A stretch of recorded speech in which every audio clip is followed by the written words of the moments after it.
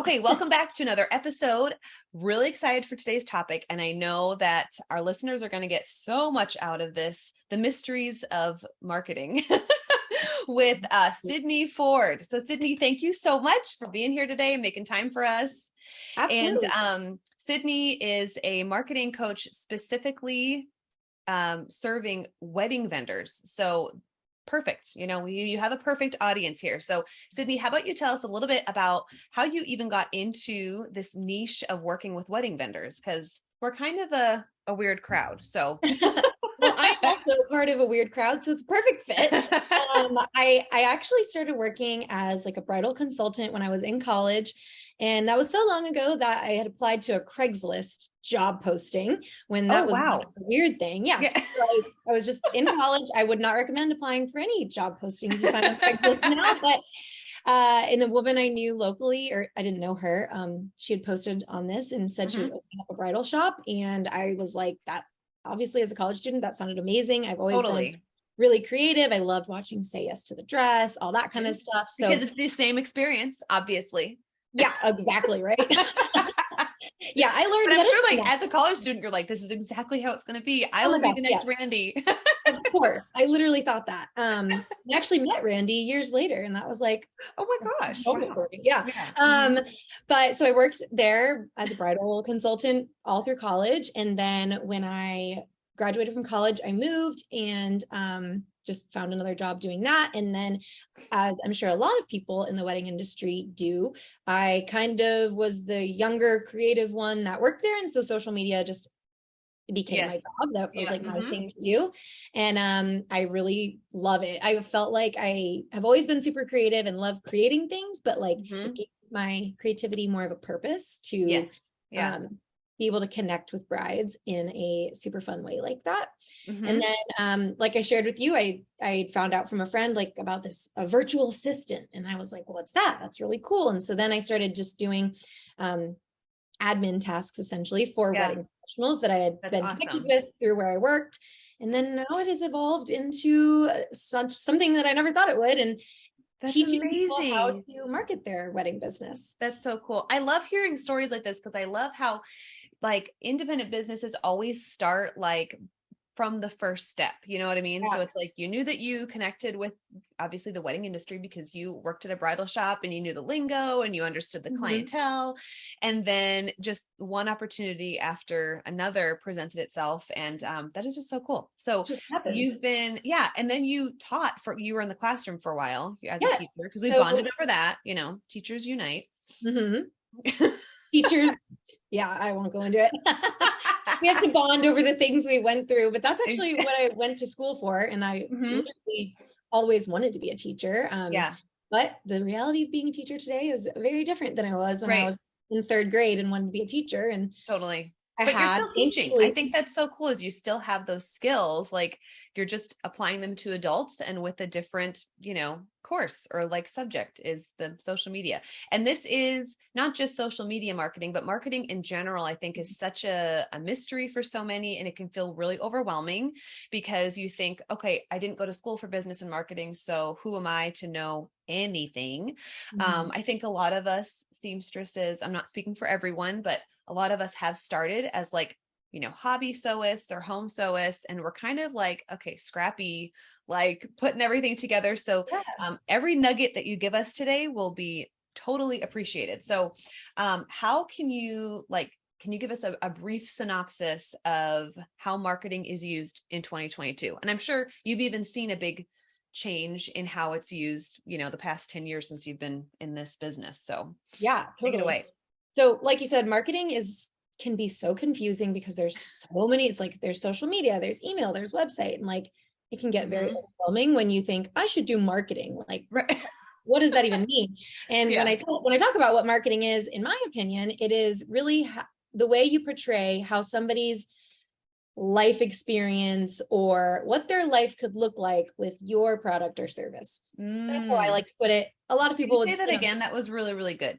Yeah. How you convey or portray how somebody's life could feel or be different after using your product or using your service. That's awesome. So it And is so about them. It's not about you. yes, It's about how their life changes with your product or service. Ooh, very good. Yeah. I think especially in the wedding industry, that is true. 100%. Yeah. So can you give us some examples of like how that would look? And you don't have to just stick with, the seamstress profile, but how would that apply to like a caterer or a bridal dress shop or a photographer? Like, how would you describe like the way marketing works for them? Yeah, so I typically say that if you have really clear marketing, you're answering some questions that are related to the client, not about you. I know a lot of people, when you go to write your about page on your website, you're probably talking about yourself, but you really should be inadvertently talking about the person you're trying to serve. Yeah. So I Yeah. recommend that you're answering some questions like, does this, coming from the potential client side, does this person, first of all, understand the need or problem I have? If you do not meet that, no. Like, and I think you can think of situations in our own lives, even outside of business. If you don't feel like, if you went to a therapist and they just did not get what you were going through, it's just not really going to work. So how can you show people that you understand their problem or you understand their need? And then talking about how, so I guess I should use more of a specific example. If you are a bridal shop looking for a wedding dress, how can you portray that you understand what the dress shopping experience is like? How can you portray that you know what that process really feels like? Not necessarily how you can make it all amazing. Yeah. Actually, what scares people about it, all that kind of stuff. Right. And then sharing how you can solve that problem or meet that need in a way that shows them how their life could be different if they solved that problem with you. Yeah. And that's what I really like to focus on, is how they could feel or how their life could be different when they are using your product or service. And then also answering the question of how do they get that? Like, I know it sounds obvious, but like, how do they work with you and what is it like to solve that problem? So that's a long-winded way of saying. No, I think that's great. Yeah, because sometimes we can kind of get lost. And I know I'm kind of focusing on social media right now. We can branch out beyond that later on, but we can get lost in like this, black hole of social media, and we forget why we're there in the first place and who we're trying to serve and what we're trying to say. And like, sometimes we just got to take a step back and like, okay, who am I reaching here? And, and what does that mean? And like, how do I make this clear? So I like how you said like, relating or telling them that you understand how they're feeling. And I think what I see with seamstresses that they're doing so well is saying like, hey, I know alterations is like a really overwhelming experience. We've never done this before, unless maybe like with your prom dress or whatever, right? So here's what to expect. Here's an example of a bride who has been so happy with the work, and here's how to contact me, whatever. And yeah, I like the dress shop example too, because it was like, we see that a lot too. Like, here's the expectation that you may have from that show that we had mentioned, and here's what it really feels like, or whatever. Yeah. So how important is it to establish like clear marketing as opposed to sharing kind of pretty pictures of behind the scene or pretty pictures of us, whatever? Yeah, of course, everybody likes to see those kinds of things. And I think there's definitely a place, especially in the wedding industry, for inspiration. But I think when you're just putting things out into the universe without a purpose is when you're not getting as much traction, and B, you're feeling like you're just like, what am I even doing? What is the point of this? This is why I really encourage people to use and establish content pillars. So examples of that would be like, okay, my content pillars are going to be to educate people, to inspire people, and to connect with me. So each of the pieces of content you put out there, if they relate to those, you know that they have a specific purpose that ultimately can bring clients in, regardless of what kind of post it is. Yeah. And having clear marketing is important so people know what to expect from you. So they're kind of in this like customer journey with you. Like, they meet you and then they kind of get to know something about you, and then they're inspired by it. And then before you know it, now they're engaging with you and like, booking a call with you or whatever that may be. Yeah. So I love how you had those 3 pillars. So do you suggest like having like a theme every month, or like or like, the journey that you're talking about, is that something that can be like broken down with like your weekly posts, or is that just something that you keep in the back of your mind, like for everything always? I mean, it could be either one, but I think for something to be really sustainable, having like a clear plan in place, for me at least, is the only way I'm going to stay consistent doing anything. As we know, I know we're talking a lot about social media, but you've got to be consistent on social media. And honestly, you're doing yourself a disservice by taking the time to set up your social media accounts and all this, and then you're not staying consistent. Mm-hmm. So a very simple way that I like to recommend to people is create some content pillars. Some great ones that apply to almost everybody are inspire, connect, educate, and there's a fourth one, and now it's totally leaving my mind. Those are great 3 ones. That may just like circle back later on the conversation. Come up with it. Proof. Sorry, I knew there was another proof. one. So, like, social proof. So like showing examples of, hey, I actually do what I say I can do, and here are people that can prove that. So like testimonials and stuff.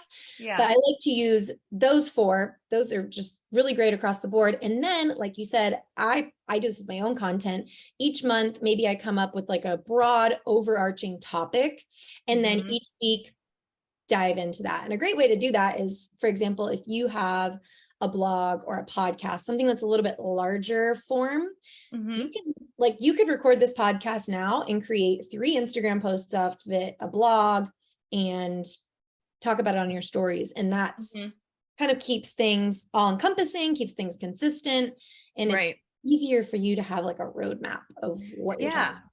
Yeah.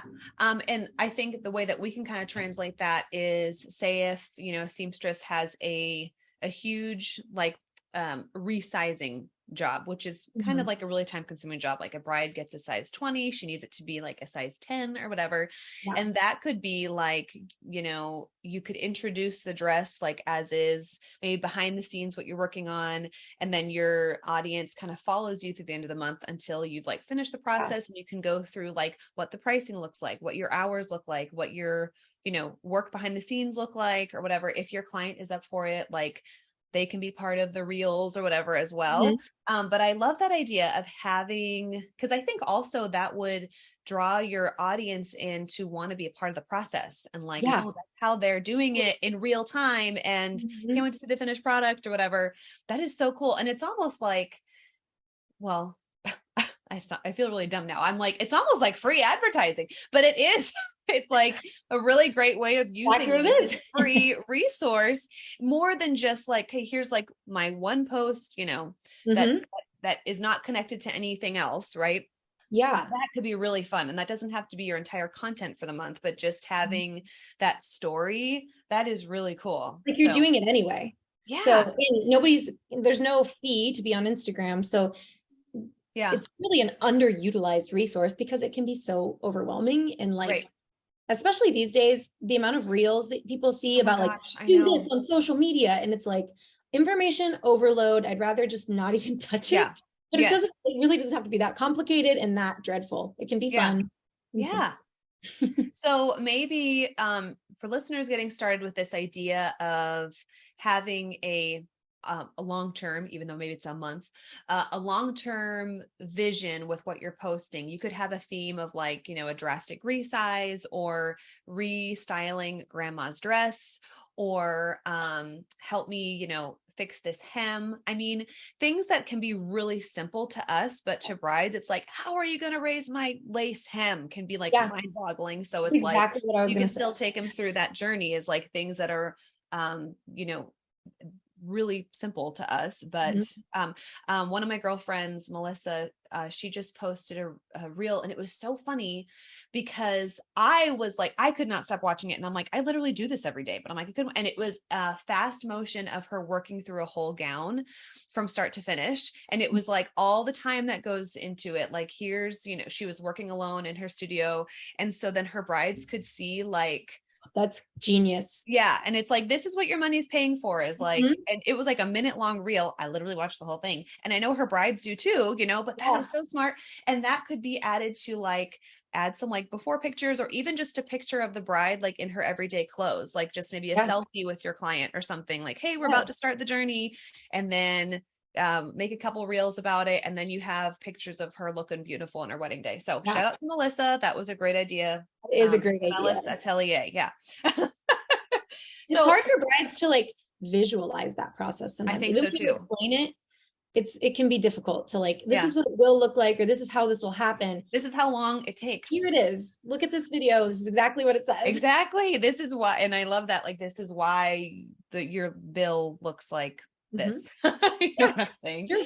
So, when you're talking about, Instagram in particular, there's also TikTok and Facebook out there. So how can you, and, again, we hear you're not supposed to use the same content for all three, platforms. And again, I'm like, that just sounds like time. That screams time to me. So how can we be smart about that? Is it even necessary to have all three, or what are your suggestions about all those platforms? Yeah. So it can get pretty tricky because you hear so many things out there about, you need to put, like you said, post different things on each platform. Which do you need all three? And my goal when helping my clients is to make the process as simple as possible, because I typically, when people come to me, they feel overwhelmed. They feel like they've been trying to do things and they're not working. So I say, first, to start off, find whichever platform feels best to you. And just start there, because I think if you are having trouble staying consistent on Instagram, the likelihood of you staying consistent all of a sudden on Instagram, TikTok, and Facebook is low. And then you're just going to go through that cycle where been there, done that. Yes. I mean, I can relate to this like in working out, where you're like, yes, I'm on a new program and I'm working out 6 days a week. And like you do it for a week and then you're disappointed in yourself because you did not set yourself up for something that was sustainable. Yeah. So finding a platform, if you feel super comfortable on Instagram, get your groove on there, get consistent on there, and then see, okay, how would I feel about maybe adding in TikTok? And like, I talk to people about, you hear a lot about habit stacking, and like, once you get a groove with Instagram, maybe one day while you're posting on Instagram, you kind of dabble over to TikTok and see how that feels, see what you might want to add to that world. But I don't recommend that people just go crazy and set themselves up for like a crazy content schedule that is just not realistic for them. Yeah. And it's so draining. Yeah. And I think there's a lot of noise out there of like all that you have to do to, and correct me if I'm wrong, but certain vendors, there's so much business that you get just from word of mouth. And your business like organically growing. And so some seamstresses, it's like, once you work on one bridal party, the bridesmaids are going to come back. And like, it's almost like guaranteed within a couple of years, you have like regular clients, and it's like a regular client flow. So I try to keep that. We recently had this conversation within our membership about like, how much should we be posting? And you really kind of need, and again, you're the pro, so I'm going to say this and then let you critique me, but if a majority of your business is coming from, your local bridal shop, or maybe like a community, like business co-op that you're part of or something, like, take a step back and know where your brides are actually coming from and where they're getting referred from, and invest a little more into that. Does that make sense? I totally agree with that. And you could even take it a step further, which if you do feel like local bridal shops are giving you most of your business, how can you, and if it feels right to you, how can you engage more with them on social media? How can you guys like create collaborative posts? You can still keep that stream that's working for you going, but you can, add it to your online presence. I totally agree with that. Yeah. And like the power of local connections is so big as a local vendor. I mean, there are some, I think sometimes we compare ourselves to like photographers. I feel like it's like photographers like travel literally everywhere. So it's like, okay, but you just, be aware of like the limitations, like the physical limitations of your business. So as a seamstress, like we can only go so far, and, attract our local people, and it may not necessarily be social media. So speaking of that, it can kind of be muddy on Instagram or TikTok, because there is a difference between marketing to like a nationwide audience or even like a global audience, as opposed to trying to market to like your hyper local brides, like literally within 100-mile radius.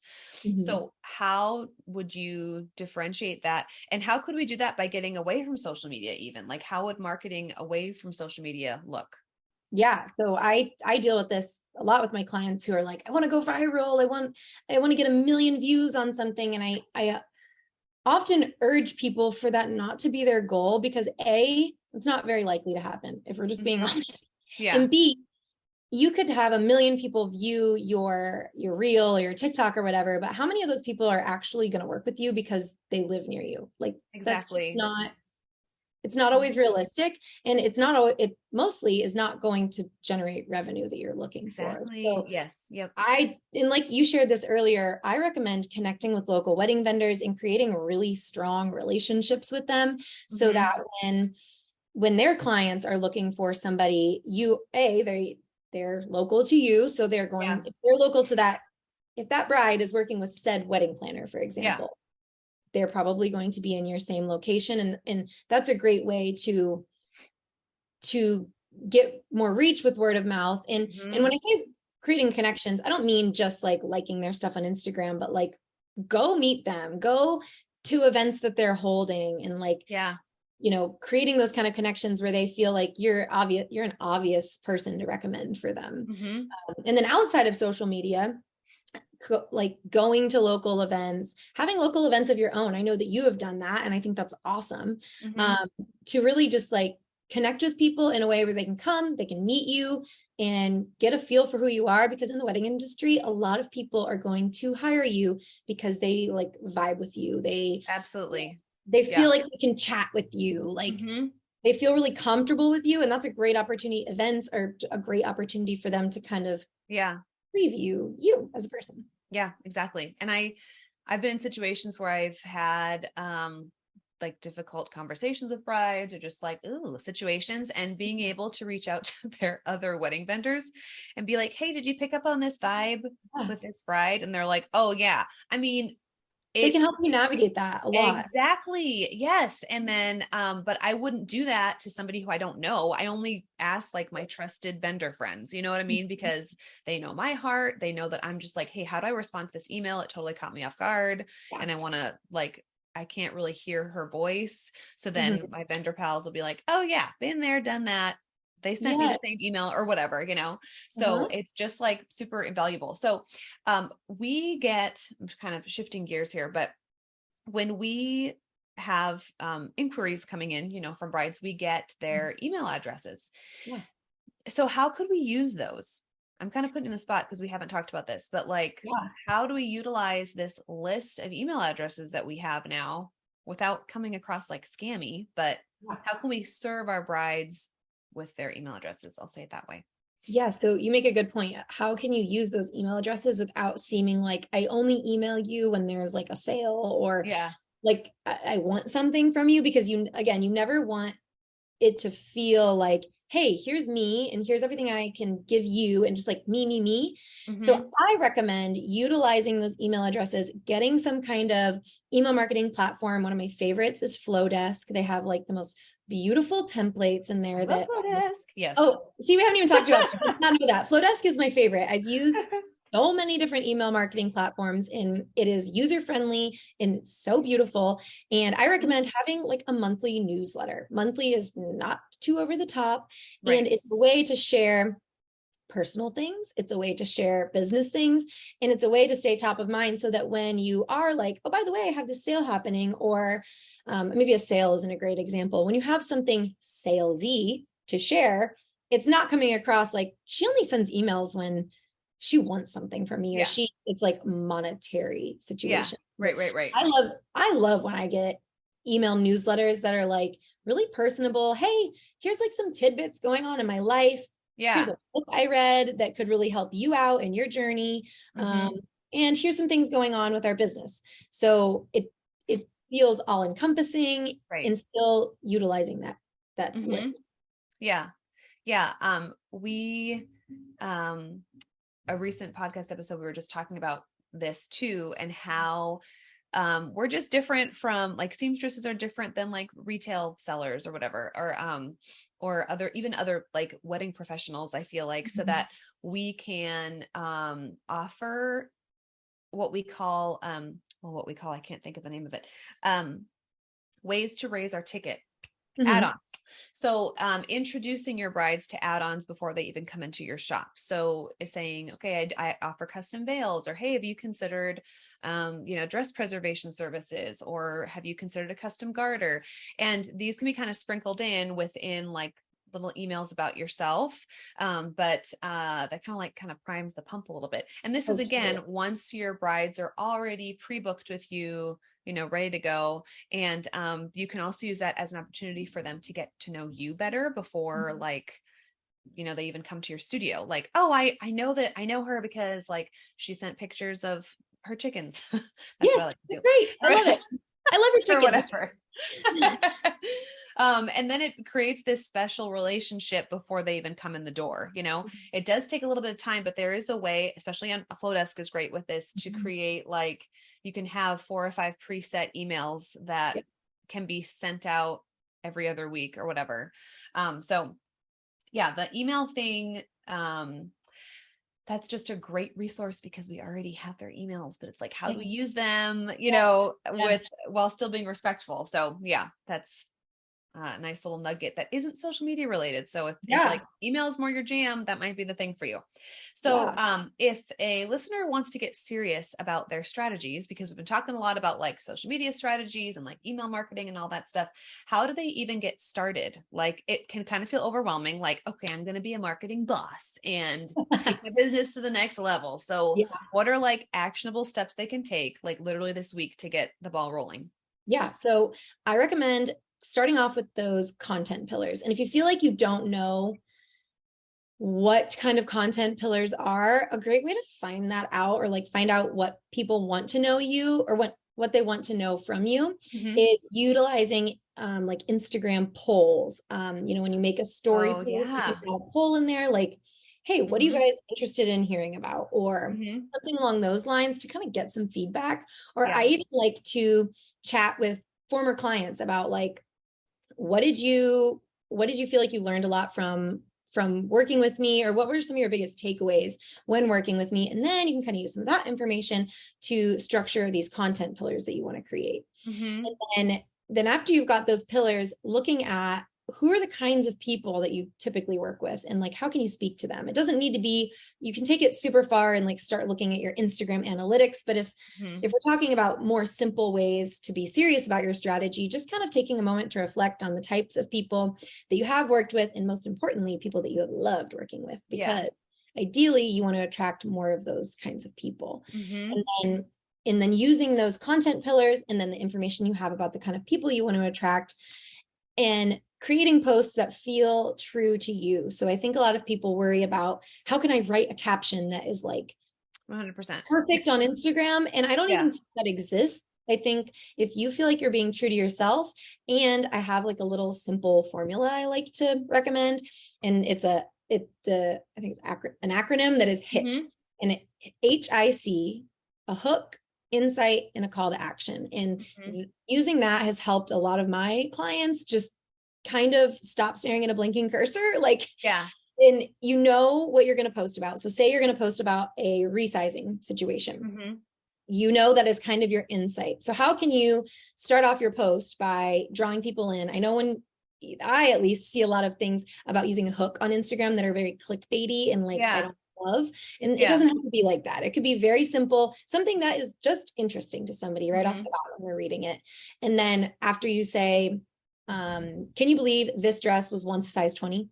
I mean, that's nothing clickbaity. That's interesting though. And then talk about that process, what that was like. Use your own voice. I don't think people should try to sound like somebody else, or if you're not somebody that uses a ton of professional jargon, then don't. Like, doesn't have to be like that deep. It's just be you, because that's what people want to know. And then using a call to action, like I said, tell them how they can work with you, or tell them how they can get on your calendar. If that's sending you a DM, if that's, clicking the link in your bio, whatever it is, tell people how to do it. And using all those bits, like your content pillars, a little caption formula, and putting all those pieces together, before you know it, you have a strategic way to use Instagram. And it doesn't have to feel so, or any social media platform. It doesn't have to feel so like you need to take a course or anything. Right. Yeah. And even if you were to use that same sequence, like in a or content sequence in an email, you can still have like reply to pre-book or whatever. Yes. If you're choosing to use emails or something. But I know, yeah, for what we're talking about, it's like social media is definitely the most helpful. Yeah, and I think everything I shared can be used yeah, email, or like if you have like actual paper newsletter kind of marketing sort of things, like you can use those sorts of bits to create a and I love the call to action at the end, because I know I don't do that enough, where it's like, oh, you want to book with me, click my link in the bio, whatever, fill out a bridal intake form or whatever. Like, always give them something to do after they see that really cool reel or post, or like, if you're going to create a reel that's going to go viral, give them something to do so that they can actually work with you. And we I love really being able to like identify your ideal client avatar or ideal client community. And so, yeah, there's so many cool things that you can do to like really narrow down exactly who it is that you want to work with. But even just, I like how you said, focus on the brides that you really enjoyed working with in the past, and have that be a starting point. Cause that's a really great, like, okay, basic square one, right? Because everything we put out there, this is just so fascinating to me. Like, everything that we say, the photos that we use, even the colors that we use, it's going to that is marketing. Like, even just the way that we, form our sentences, it's like we're reaching a very specific person with everything that we say. So rather than having that feel like, oh my gosh, it's so scary, like that's a lot of pressure, it's also like really cool, because once you know exactly who it is that you want to reach, I feel like that makes it so much easier to come up with the words to say, And the more you do it, the easier it'll feel. I like to tell people you can attract and repel with your social media. I don't mean repel in a bad way, but you speak in a way you speak in a way that like that the kind of bride that you're trying to attract is going to say, ooh, that's like, I totally vibe with that. Or like, I relate to that. And then the person who just is ultimately like some point down the road going to realize they probably weren't a good fit, it just won't attract them. And that's fine. Yeah.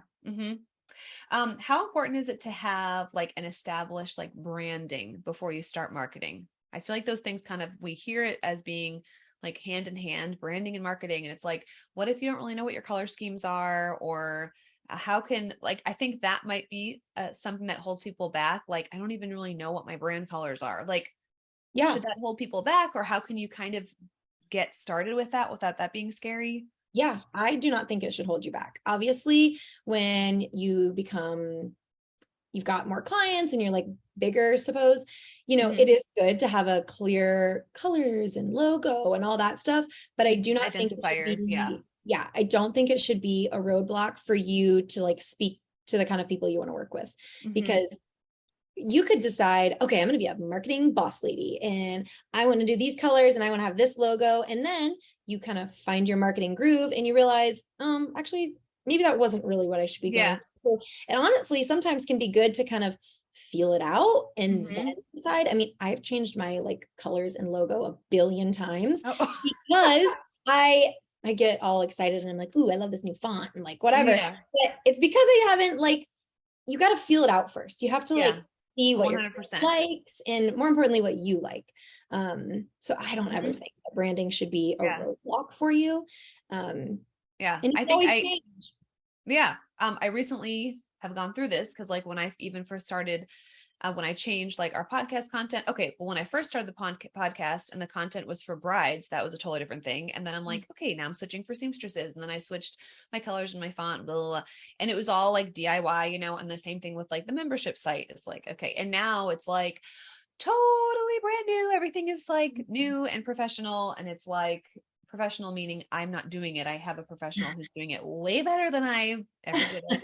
But I didn't know until you just kind of put it out there, and then you're like, oh, this feels like this doesn't match my brand anymore. You know what I mean? And so it's like you can go with something really vague. Canva has tons of like free templates, color suggestions, like it makes it really easy for you. And so it's totally fine to copy and paste from Canva and just slap them together. And what I love seeing too are how some seamstresses have these like, FAQs or little testimonials, and they'll just kind of break up their feed a little bit, or they'll share pictures of their brides and then follow it up, in the carousel by a quote. And it just takes a few extra minutes to like put that together on Canva too. And again, you don't need like official branding yet, or a set in stone logo. It's just like getting something like I don't know. I feel like I would want something that at least helps, and maybe I'm just totally getting off track here, but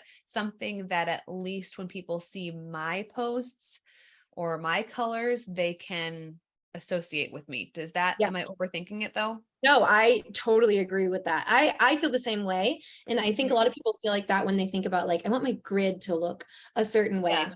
And I totally agree. I think when you get a little bit deeper into your strategy and stuff, those Mhm. things are important. But for somebody who is like at a place where they're just like, oh my gosh, this is all very overwhelming. Right.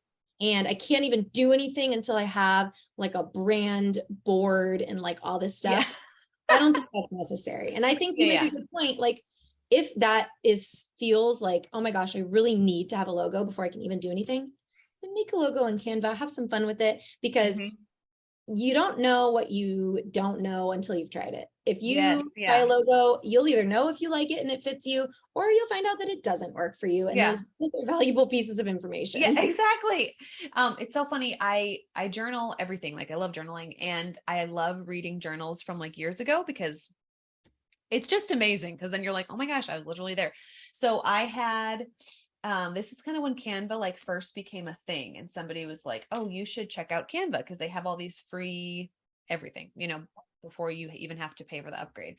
And so I read this out loud to my husband because I wrote like, I went on Canva today and I felt so overwhelmed and I'm never gonna be able to figure it out. And it was like a whole page Oh my dedicated gosh. to how scary Canva is. And I'm like, oh my gosh.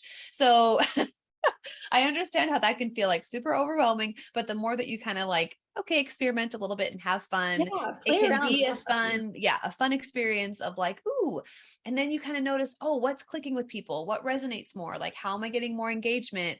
How can I Mhm. recreate this if I'm getting these kind of comments or whatever? Totally. So keep thinking of it as being like, okay, fun and light. So Yes, say let's if be somebody fun. is past the point of doing it by themselves and they're like, I just want to hire a professional to take over for me, how would they connect with you? Because I love that you are a wedding professional, like you know the lingo. So how would Yeah. they connect with Sydney Ford for marketing? Yeah, so typically I connect with people on Instagram, like I keep Mhm. talking about Instagram, but send me a message, or if you are like, I definitely want to work with you, the link in my bio is a great place to like add your information and book a free strategy call with me. Mhm. During that call, we just sit down, kind of like you and I are right now, like tell me your questions, tell me what is hard for you. Like I like what I do because I get to make people's lives more enjoyable and like Mhm. stress free. I know how that feels to feel just like this is too much. And Yeah. so I offer services to do it for people, and then I offer Yeah. services where I can show you how to do it and teach you how to do it so it Oh, doesn't feel so terrifying. that is really cool. And it's gonna different things feel terrifying for different people. Yeah, So I think absolutely. that's really great, even just to have that call, like a coaching call or something where it's like, here's where to get started. So where can they find you? Oh, Instagram, both your Instagram at handle's going to Sydney Ford be, Social, and then what's your website? sydneyfordsocial.com. Oh, okay. Wow. Very easy peasy. Perfect. And Not all mincing that words here. stuff's linked in my Instagram bio. And like I said, I love to use social media to get to know people. So like send me Yeah. a voice message or send me a DM and like Yeah. let's chat and see what you need or how I can help. Yeah. That'd be awesome. That would be I think that'd be a huge relief for a lot of women where the business is getting big and it's like, I can't juggle everything. So it's like, how do I just release one of these Yes. these weights. So thank you so much. That was really, really helpful. I think this is great for people who are either like just dabbling, just getting started, and then others who are like, okay, how do I just take it to the next level because I can't Mhm. handle it? So thank Yeah, you, Sydney, absolutely. so much.